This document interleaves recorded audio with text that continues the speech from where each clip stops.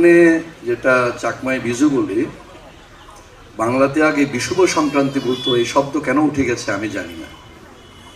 এটা চৈত্র ও বৈশাখের, চৈত্রের শেষ দিন, বৈশাখের প্রথম দিন, পুরাতন বছর নতুন বছর মিলেই সংক্রান্তি। তো পুরনো বাংলার বিষুব সংক্রান্তি থেকে চাকমারা বিজু নিয়েছি, বিশু বৈশু কেউ নিয়েছে, কেউ সংক্রান্তি থেকে সাংরায় সংক্রান্ত নিয়েছে।